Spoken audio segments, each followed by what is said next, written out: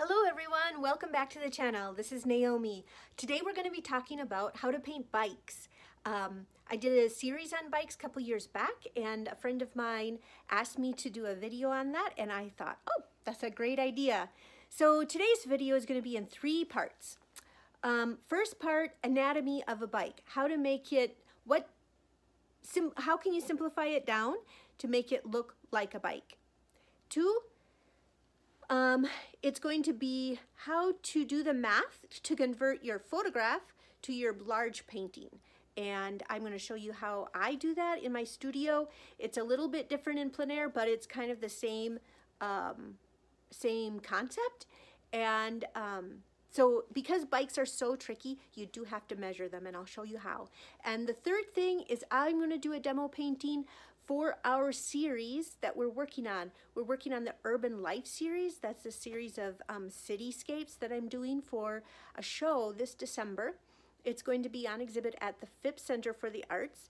The opening is December 4th, and it's in Hudson, Wisconsin. I don't know if you are local or not, but please join us in Hudson. If not, enjoy the process of getting ready for this show.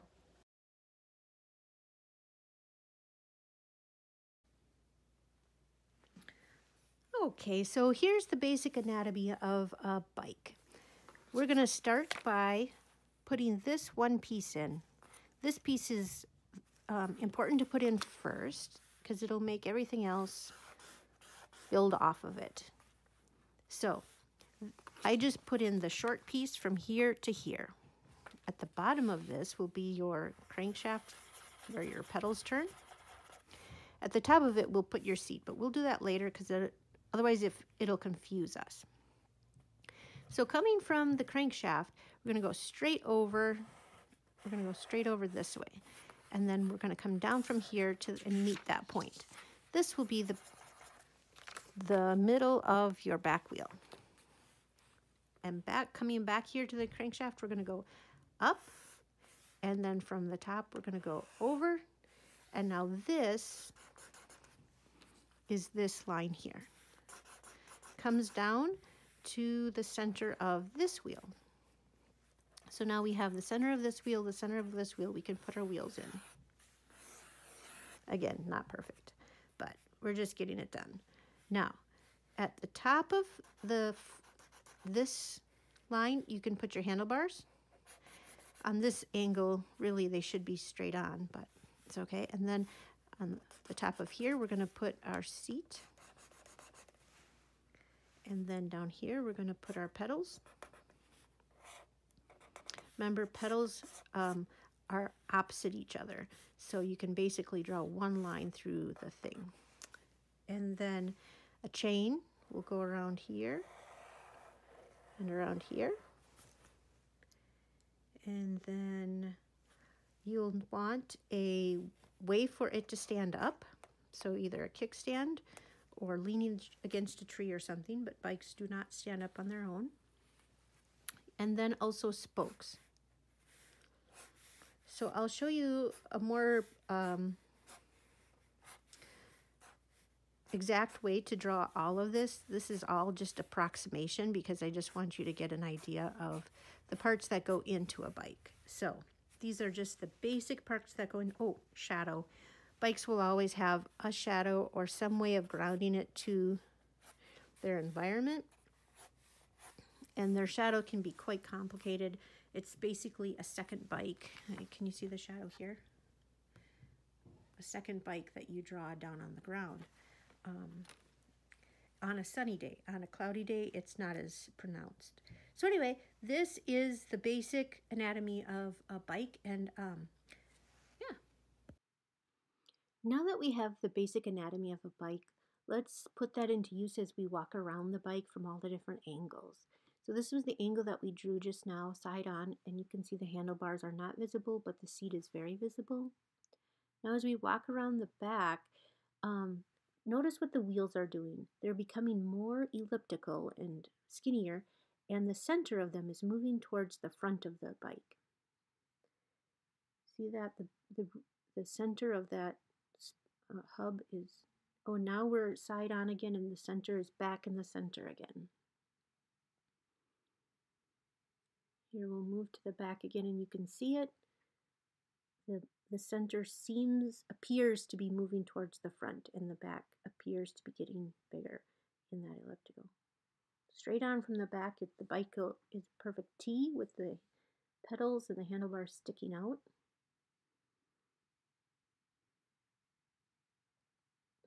Now let's move to the front and you can see how now the center of that hub seems to move towards the back.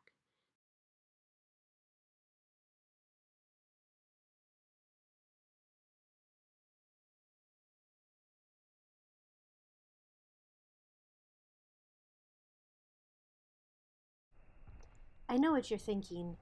Why do I have to do math? I thought I was drawing a bike. Well, here's how it goes. In order to draw a large bike from a small photograph, you need to know what is the scaling up ratio. In order to know that, you have to do a little bit of math. So, here we go. Okay, so here is our reference photo. It is a 4-inch by 5.5 inch reference photo. So we're going to write it like this. Well, what I'm curious about right now is how I can scale it up and keep that same proportion. So this, you can always multiply fractions by 1. 2 over 2 would be equal to 1, and you'll get the same ratio. They'll still lock in the same ratio. So 4 times 2 is 8. 5.5 times 2 is 11. So that's just a bigger version of this same number. And so I can paint 8 by 11 painting, study, and it will be the same ratio as the 4 by 5.5 photograph. But now this is done on loose canvas when I painted it, and then after it was dry, I glued it to a piece of wood that I had cut to size and sealed. Now, that's easy to do for this odd size. Normally you can't do that. Find canvases or panels or whatever in odd sizes like that, and that's just a custom one. But now I want to put it on a large stretched canvas to put in the exhibition. So now I have to figure out what size stretcher bars to buy. As they get bigger, they get harder to find in an odd size, and you'll want to kind of use even numbers. So we need to find what is larger than this, but with even numbers on the top and bottom. So there's probably a multitude of ways of doing this, but here's how I did it. I'll show you. First, I found the rate. So I took 8 divided by 11, and that's 0.73.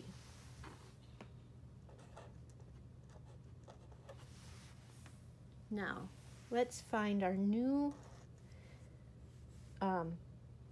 whatever this is going to be, top and bottom, will equal 0.73 because we want that rate to stay the same. And now let's just put a number either on the top or the bottom and figure out what the other size would be that is 0.73 away from that one. Does that make sense? So for purposes, let's just try number 30 here on the bottom. And let's figure out what would be the other size. If there's a 30-inch long canvas that's on the long side, what would the short side be? So to use our algebra, let's multiply both sides of the equation by 30, and we'll end up with, and these two will cancel out, of course. So then you're left with x equals 0.73 times 30. Let's figure out what that would be. 0.73 times 30. 21.9, which is pretty darn close to 22. So the canvas I want to buy is a 22 by 30. Does that make sense? So our original photograph went from 4 over 5.5, And now it goes over, we'll figure out what times this over this equals 22 over 30. So we need to figure out what is the multiplier between small to big. So 22 divided by 4 equals 5.5. Let's just check the bottom. It should be the same, but we'll check. 30 divided by 5.5 equals 5.45. Pretty close. The reason it's off a little bit is because remember that this is actually 21.9. So, but if you round up, that is 5.5. So this is our multiplier between this small one and then this big canvas that we want to build. We need to multiply everything by 5.5 to go from small to zoom to big. Does that make sense?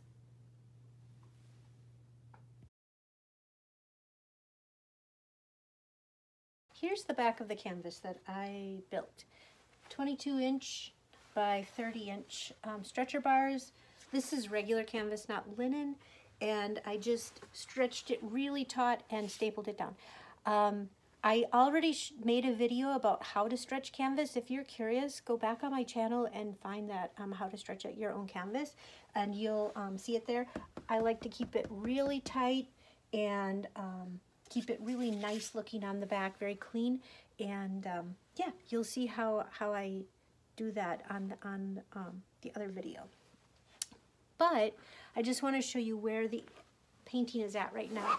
I have painted in the background already, so that from here on out we can just put in the bike part, because that's what this video is about. So I didn't want to waste your time with that, so I made a very quick time-lapse video for you. It's just 1 minute long, and you can watch how I made it and how I got it this far.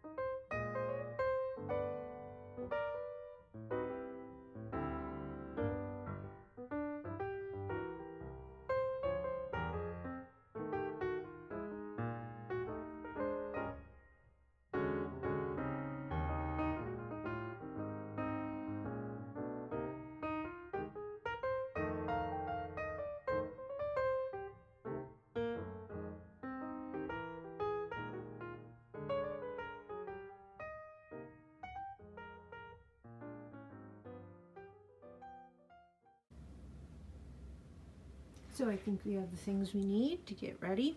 Here's our canvas. I painted this a couple days ago and I let it dry, so it's mostly dry. There's a few thick parts that are still wet, but the reason I like it to be dry is in case I make a mistake, it can be wiped down to the bottom layer and just start over, no problem. And our reference photo, the ruler, the calculator, and I've mixed up 3 colors. A very dark for the bike. This is with alizarin crimson and viridian. This is like this is the shadow color. I know it looks really dark, but it's transparent red oxide mixed with ultramarine blue, which are both transparent pigments. So I can put that on thinly and it'll glaze into a really good shadow color. And I mixed up some highlight color too. I added a little bit of like a warm yellowish color to warm that up a little bit for the highlight on the bike. So let's get going. When I painted this, I made sure when I put this post in that it started, I measured on the reference photo, and I measured using this scale up technique to make sure that this post started in the exact spot. I measured from the side and from the bottom so that it started in the very same spot as this, because I wanted this bike to be in this very same spot due to compositional requirements. I wanted this composition to be exact. So I know this point is in the correct spot, so I can reference off of this point instead of always measuring in from the side. Does that make sense? So now I can use this point as a reference and measure up the pole and find where the crossbar lands and things like that. The process I go through to make each measurement. So the first, I have it written down here. Can you read that? It might be backwards. So it says measure the reference photo, so the small one, measure that down to as tiny as you can get, and then convert that measurement to a decimal number. Then multiply that decimal number by the scale-up factor. In this case, it's 5.5, remember?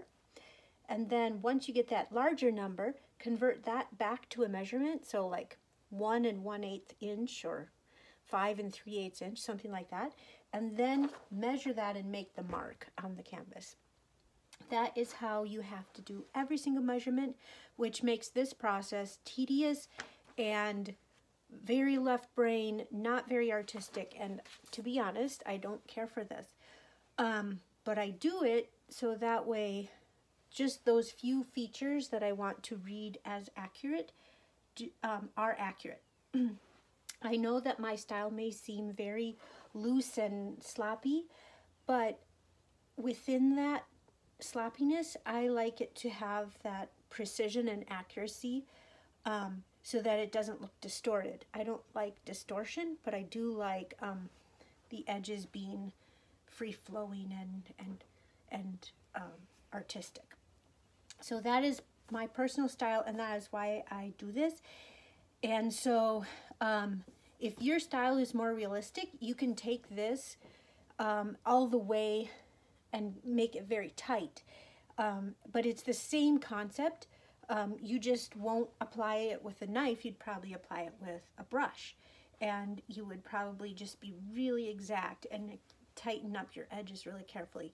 But for either of those styles, you will want to measure something as picky as a bike.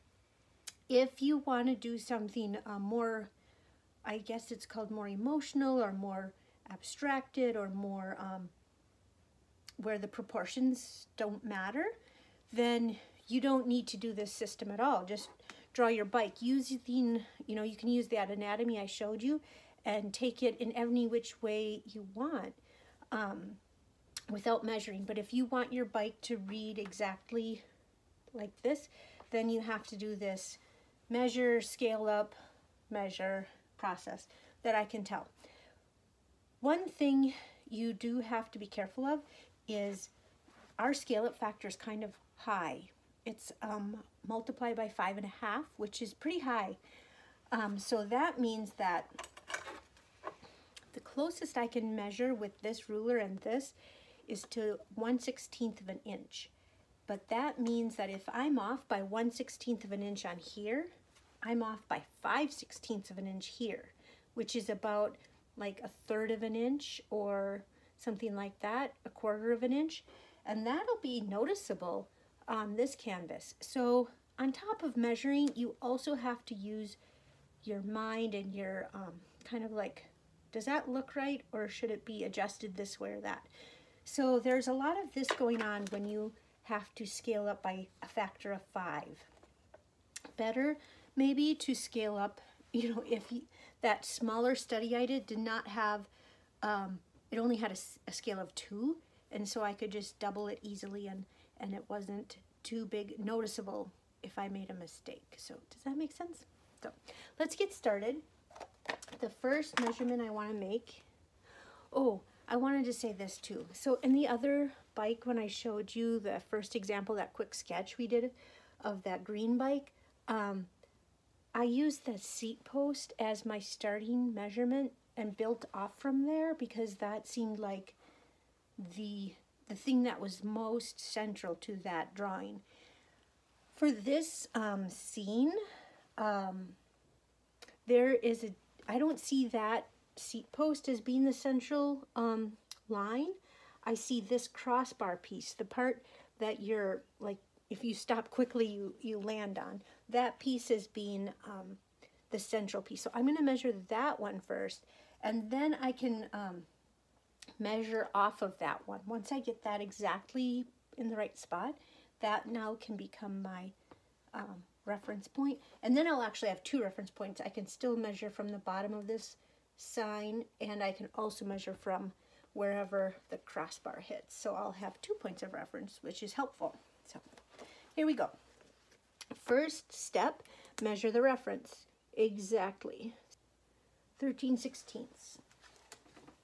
So I measured first. Now I'm going to convert that to a decimal by going 13 divided by 16, and that will turn it into a decimal number, which is 0.8125. Now I'm going to scale up, times 5.5, and I get 4.468, whatever. I'm going to round that up. It's pretty close to 4.5 inches. So I'm going to go up here and measure 4.5. So now I'm converting that to inches, 4.5 inches, and I'm going to make a mark starting here, 4.5, puts it right there. Okay, so now this is the top of that crossbar piece. I'm going to measure how wide it is, 5/16. So again, 5 divided by 16 gives us the decimal number, times 5.5, which is our scale-up number, and that's 1.72. That's really close to 1.75, which would be 1 3/4. So I'm going to make this 1 3/4 inches long.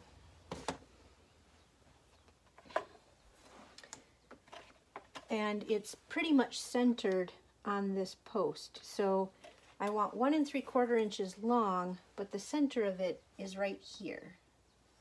Now the other thing I need to ask myself is it perfectly horizontal or does it bend up or down? So I need to find that out. It bends up just a little bit. So set it here and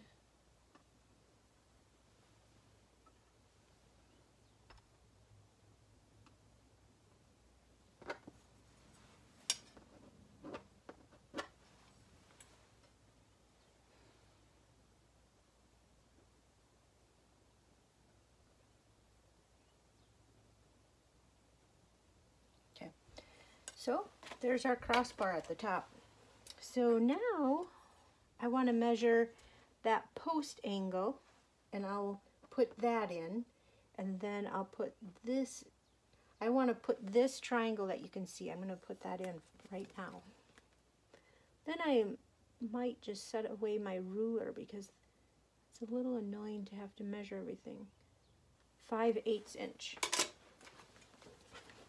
5/8 inch long. 5 divided by 8 is 0.625 times 5.5 is 3.43, and it tilts in towards the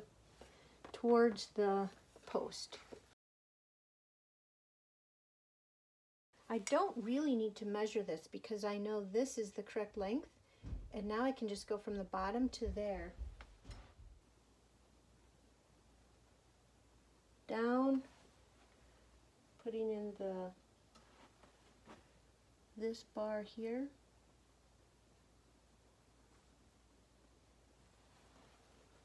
and then we can put in this top bar. It's parallel with this one. Next, let's work on the wheels. Those are the trickiest part of a bike, are the wheels. My friend said the ellipses, oh my gosh, and she's absolutely right. Oh my gosh, the ellipses are the hardest part of the bike. Once you have the framework though, you can measure off of it. It's this far from this point, it's this far from this point, and hopefully it helps. Remember, ellipses are squashed circles. So, and the other thing about a bike wheel is that the center point of the ellipse, for like the hub of the wheel where the thing spins around, In this case, the hub is going to be closer to the front side of that ellipse than the back. So what I think I'm going to do is draw in the ellipse first, and then I will put the center point in. If it's a perfect circle, it's probably easier to put the center point first and measure out. And actually, sometimes I've done that too, but when the ellipse is off center, then no. The other thing about an ellipse is it has an axis, a point where it's the same on both sides, or it's where the line goes through. And I noticed on this particular scene, the axis of the back wheel is tilted, where the axis of the front wheel is straight up and down. So notice that and follow it with your tool, with your eye it, and then you'll be able to see it. Does that make sense?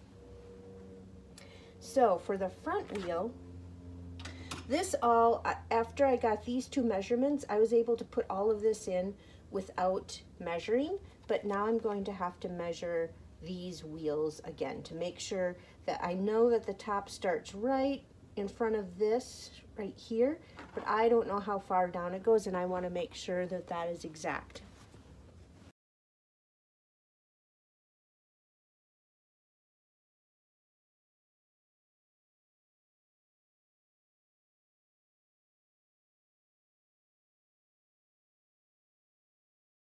So the back wheel, we'll work on the back wheel now, and I see it is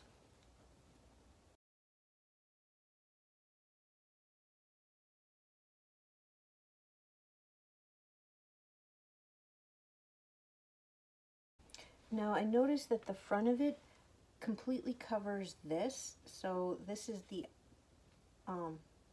back edge, and so now this edge comes to here. Okay, now going up,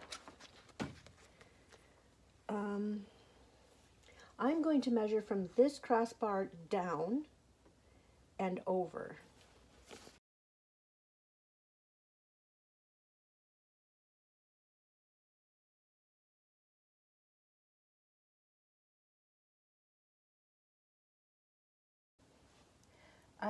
So right now I only have 4 points. So it goes here, here, here, here.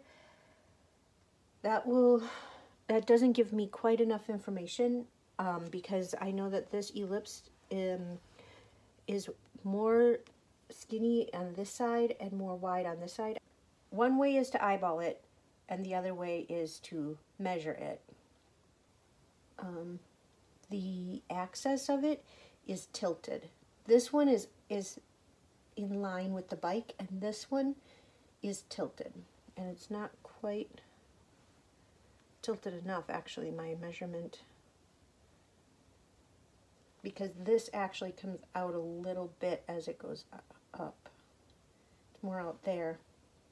So this is kind of like the axis point of it, like that.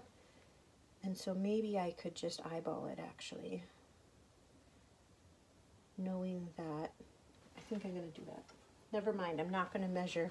I'm going to just eyeball.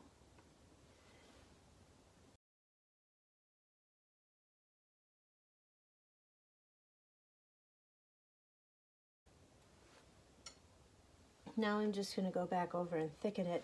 I noticed that it's most thick, like the wheel is most thick back here, or down here, and up here.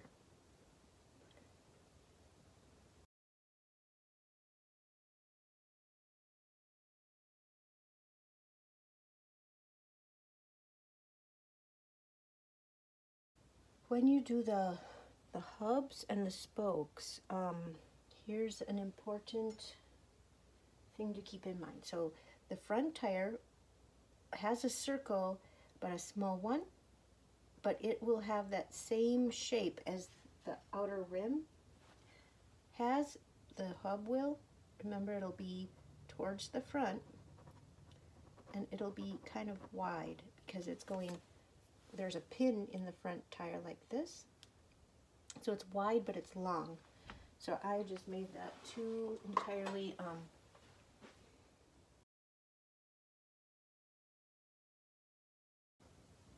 yeah. Now in the back it is more wide, so my hub will also be more wide, and it also is more pronounced because it has all the shifting gears and all that stuff off of it. And there's usually one on each side, so I'm going to put one on each side.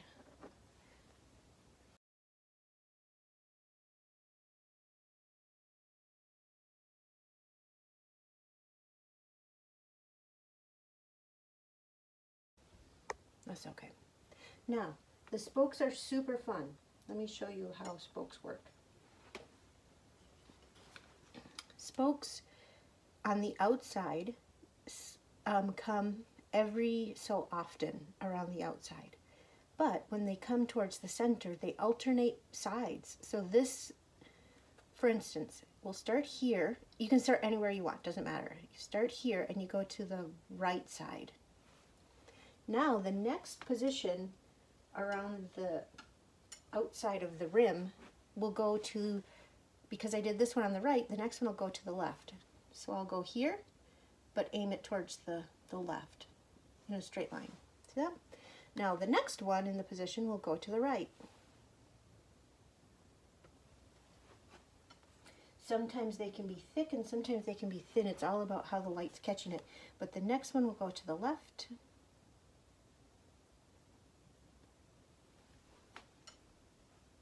The next one will go to the right. The next one will go to the left. The next one will go to the right. The next one to the left. And the next one to the right.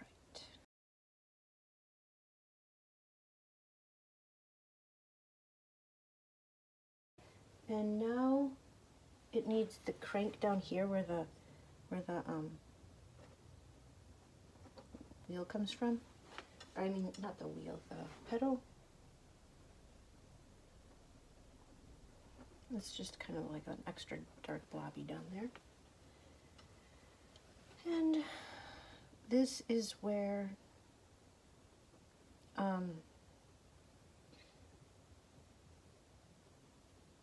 this comes out from there at an angle, and then out here, and then you can do your pedal any which way you want. I kind of like to do 3 lines where you see the pavement through it.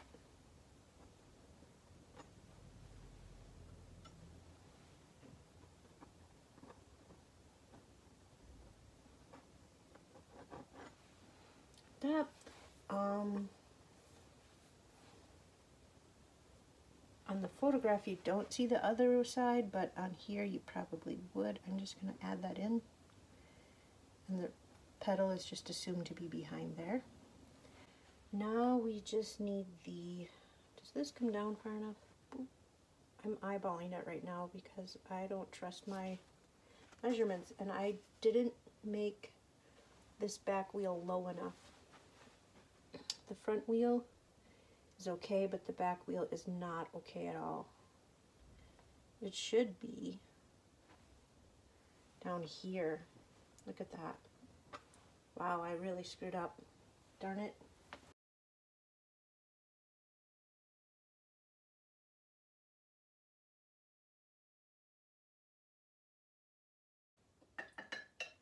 Okay, I massively screwed up again, and I'm going to show you how to fix it.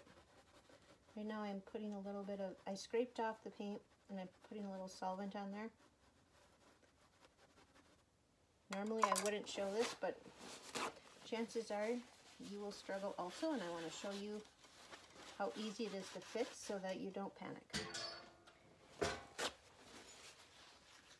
That's what I always think about fear. How I face fear is I ask myself, what is the absolute worst thing that could happen?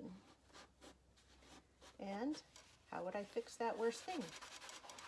If it's something that I can figure out or fix or change or something, I choose not to worry. So that is the bike, the back wheel gone. Now I need to start all over again. But nothing like a fresh start. I'm going to eyeball it this time. See how that goes.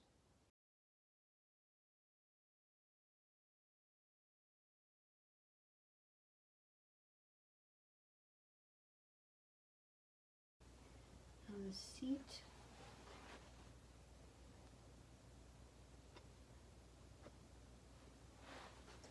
Seat comes up a smidgen. Then it goes over like that. And then it goes up and forward, like from both the right side and the left side. It makes a little triangle up there, like that. It does have a little highlight on the top, but it's not a super bright one, so I'm going to take my brights and I'm going to just tone it down just a little bit with my dark. So it's a more muted highlight.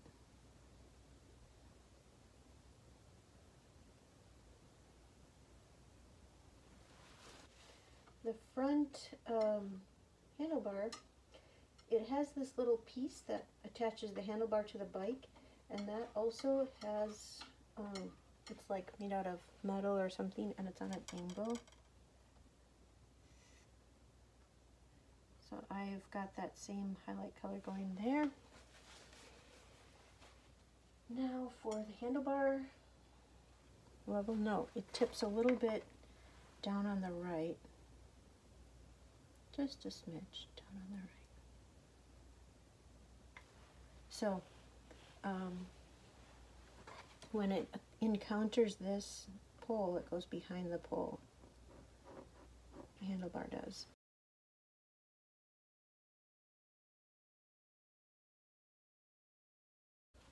The other side of this is covered by the post. Now, you might want to think it's done, but it's not. Whatever part faces to the sky has a tiny bit of sparkle. So, unless it's a matte thing, like these tires probably don't have any sparkle on them. But some of the other things do. These metal pieces will have a sparkle if it faces up. So, all right.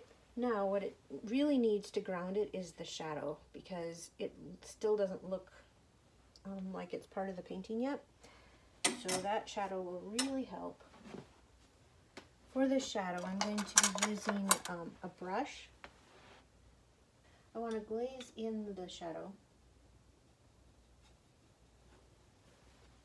Remember, this is that transparent shadow. Now, see how this tilts kind of to the right like this?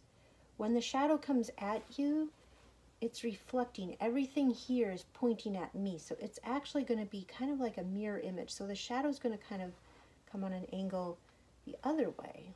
Does that make sense? But it's going to kind of mimic this, but come.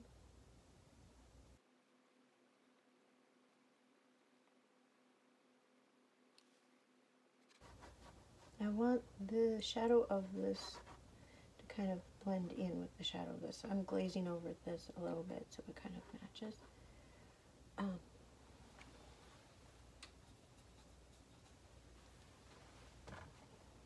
And then I have this actually hits the pavement. So where the pavement and the bike actually hit, that's where the shadow starts. They touch. There's a lost edge there where the shadow goes straight into the tire edge, but it doesn't. and it's typically the same length as this. So I need to expect the bottom of this tire somewhere down here. Because this is so straight on and it's right in front of the viewer, there really isn't too much by way of distortion of this one. This one tilts a little this way compared to the shadow, but this one is pretty much straight on the back. And here I want to kind of lose this edge here.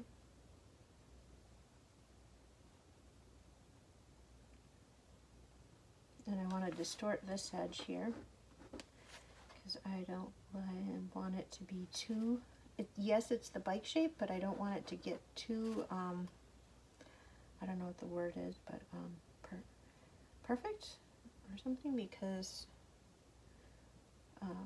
noticeable. Otherwise it becomes the focal point of the whole thing, and that's not accurate.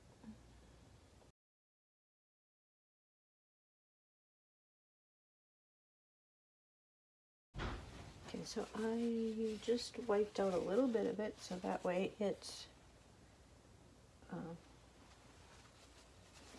not so perfectly perfect. I'm going to do the same here. The further away it gets from the object, it gets more muted. So I'm taking off most of the color out here. Okay, I'm going to put these in, the back triangle. So it goes from here down to each side.